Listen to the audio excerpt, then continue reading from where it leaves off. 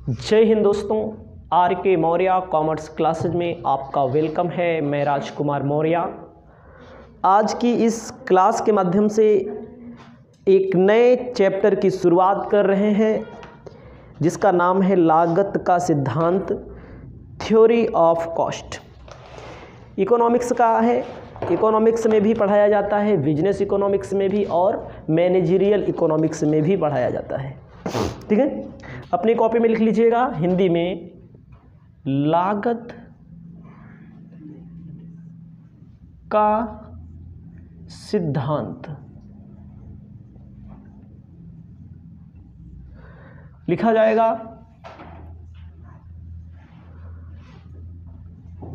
Theory of cost,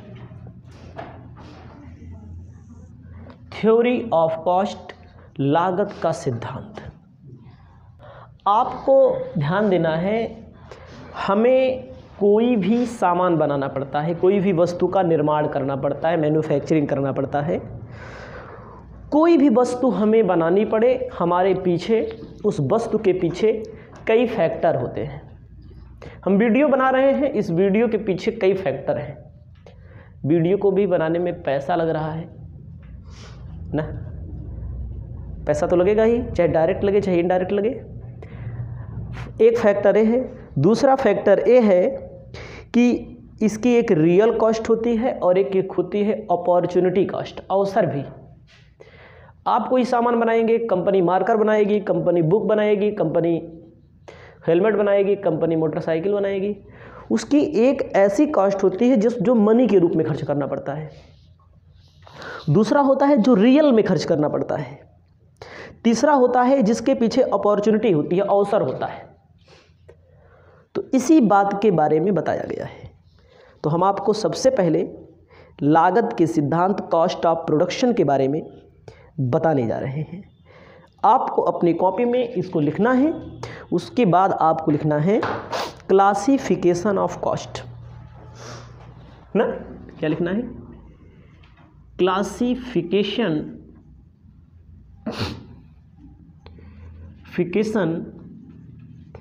of cost. लागत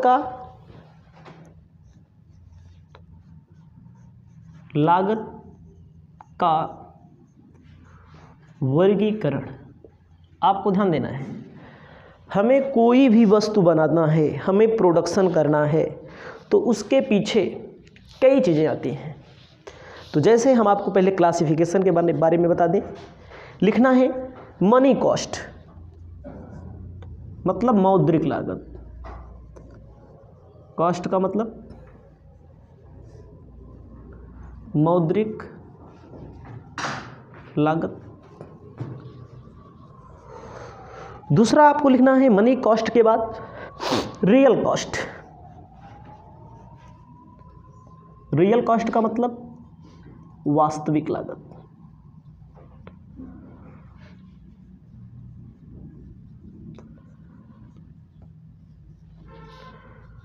तीसरा आपको लिखना है opportunity cost.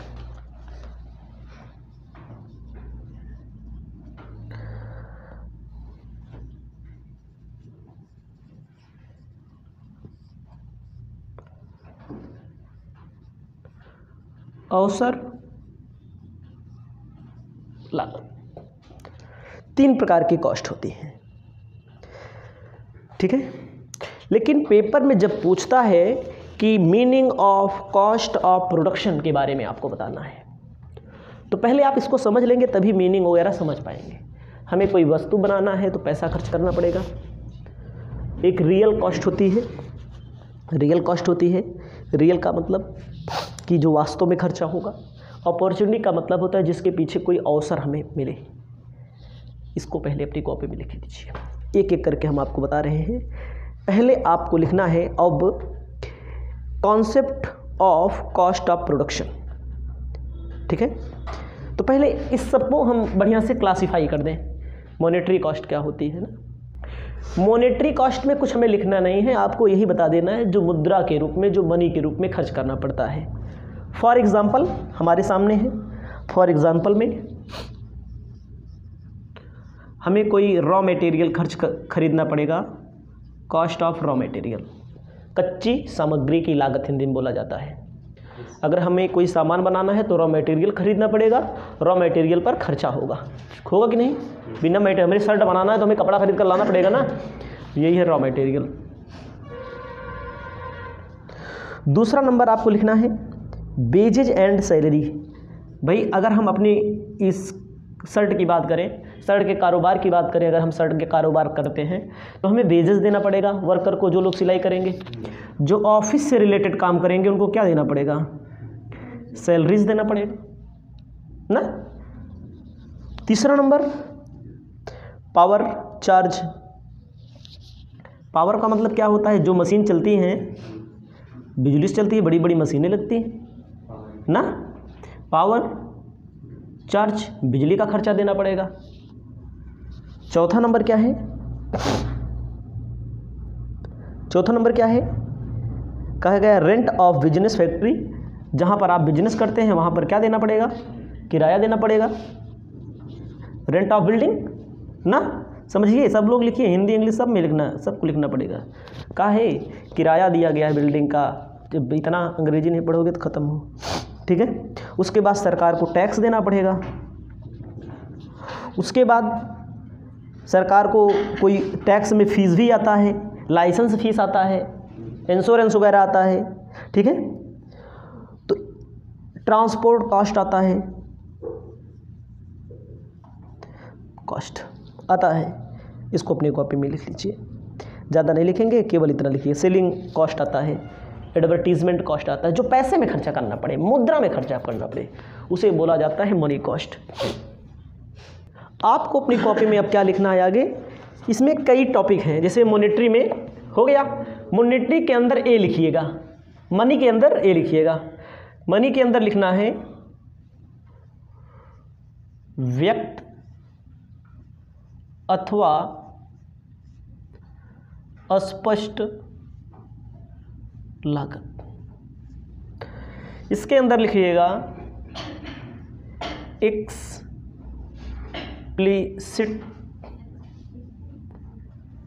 Cost,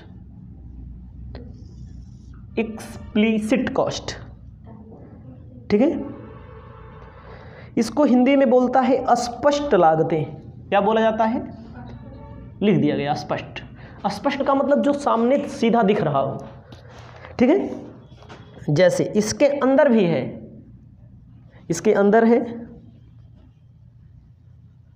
production cost, Hindi में उत्पादन लागत। बी है, सेकंड है सेलिंग कॉस्ट,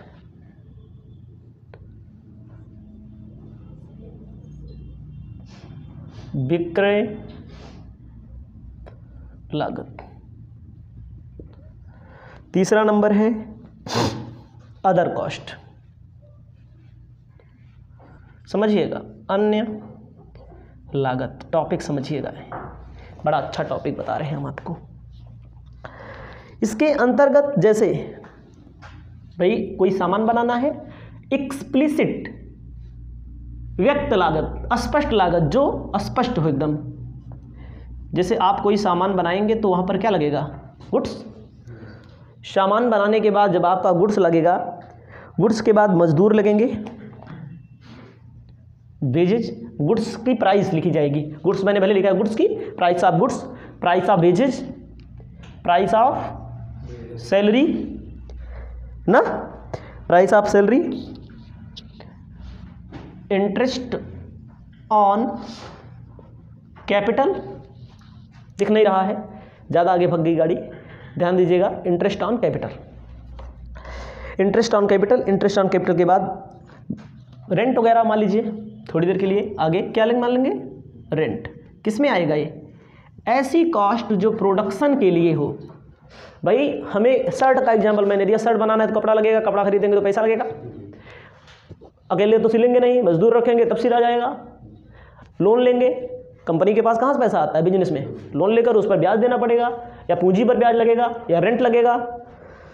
तो इसको बोल सैलरी, इंटरेस्ट ऑन कैपिटल, पूंजी पर ब्याज। उसके बाद अगला लिखा है विक्रय, एडवर्टीजमेंट। अब आप समझो विक्रय लागत क्या होती है। सामान बन जाएगा हमारा, सामान बनाने के लिए क्या करते हैं? एडवर्टाइजमेंट, विज्ञापन करते हैं। उसके अलावा सेलिंग एंड डिस्ट्रीब्यूशन, सेलिंग के लिए विज्ञापन के अलावा भी विक्रय को बढ़ाने के लिए तमाम खर्चे किए जाते हैं, दुकान दुकान पहुंचाया जाता है। अदर कॉस्ट में क्या आएगा? अदर कॉस्ट में जैसे आपने बीमा वगैरह करा लिया है, टैक्स सरकार को देना है, यह तो कराया जाता है फैक्ट्री का इंश्योरेंस।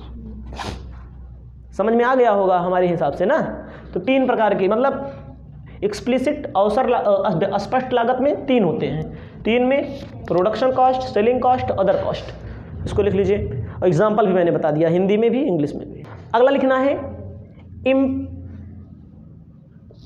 लिखना है इम्प्लिक्ट कॉस्ट। ध्यान दीजिएगा, अस्पष्ट लागतें, इसके अंतर्गत उनको शामिल किया जाता है जो दिखाई नहीं देती हैं लेकिन करना पड़ता है। जैसे हमने इंटरेस्ट ऑन कैपिटल किसकी है? जो मार्केट से उधार ली गई पूंजी है। Interest on private capital, interest on private capital, इसको क्या बोला जाएगा? अस्पष्ट, जो दिखाई नहीं देती है, जो खुद का पैसा लगाया हो। निजी वेतन, प्राइवेट सैलरी। आपको मैं बता दूं वीडियो के माध्यम से ही आप लोगों को, जितनी हम मेहनत कर रहे हैं दूसरे की अगर नौकरी करें तो इतना मेहनत करने की जरूरत नहीं पड़ेगी।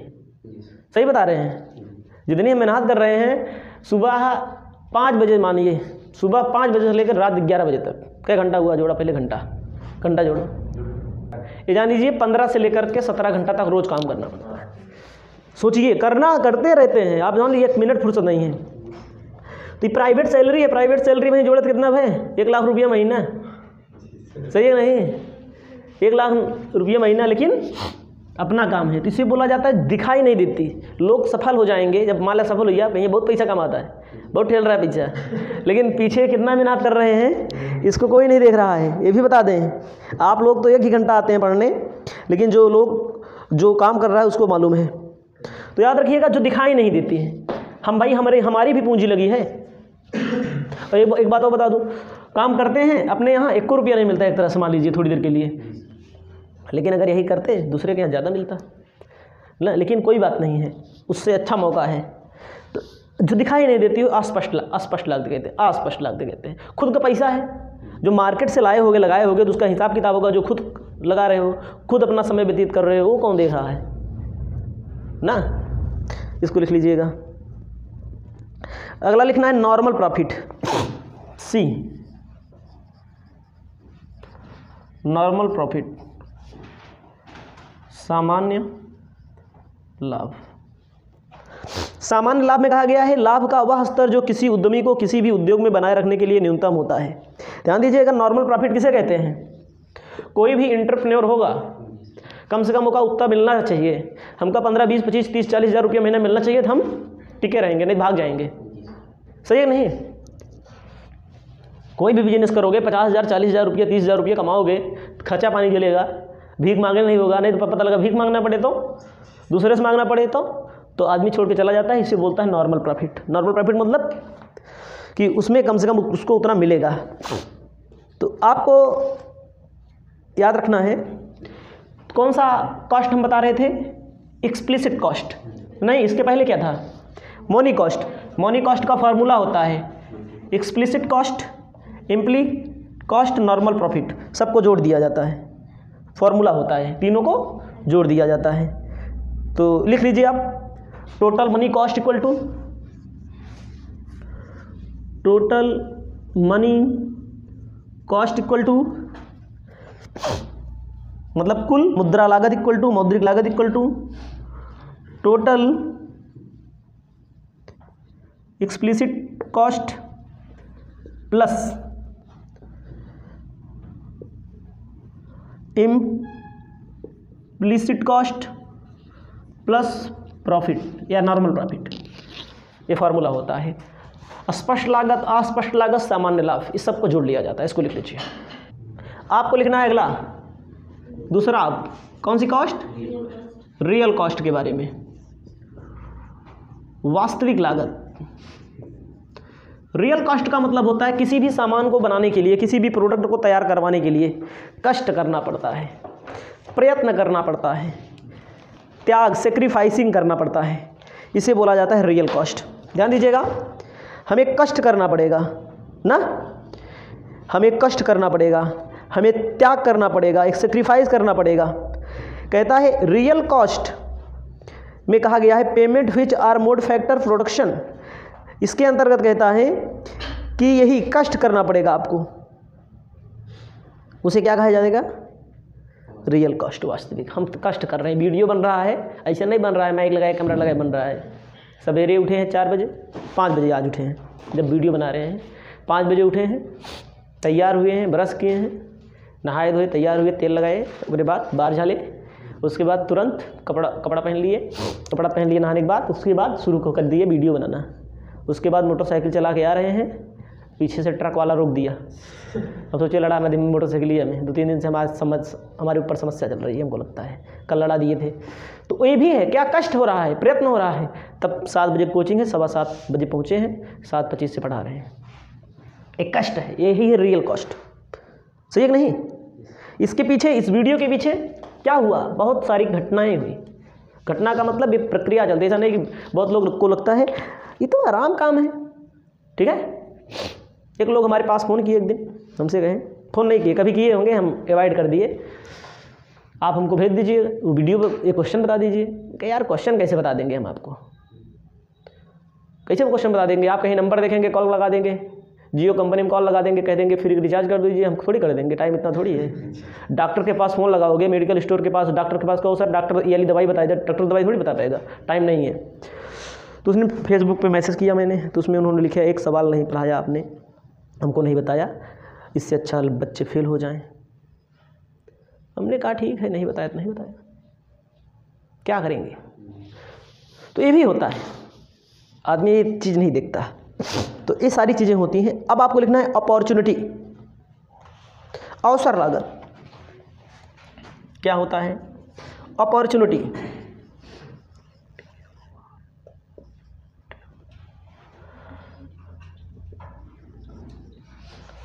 अवसर लागत।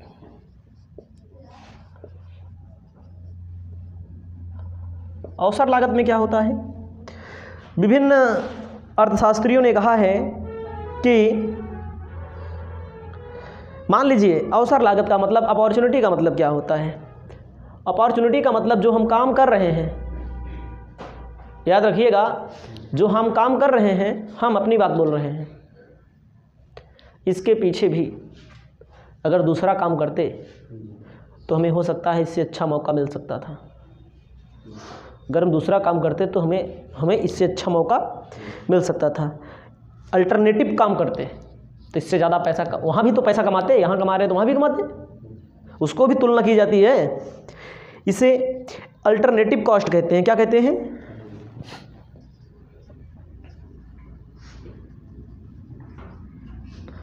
अल्टरनेटिव कॉस्ट कहा जाता है। इसको ट्रांसफ़र कॉस्ट कहा जाता है। क्या कहा जाता है? ट्रांसफ़र कॉस्ट कहा जाता है। इतना अपनी कॉपी में आप लिख लीजिएगा। इसके बाद बहुत सारी चीज़ें इसी के संबंध में हैं जो हम आपको एनालिसिस करके बताएंगे एक एक करके। ठीक है, इसमें बहुत सारे कर बनते हैं। ठीक है।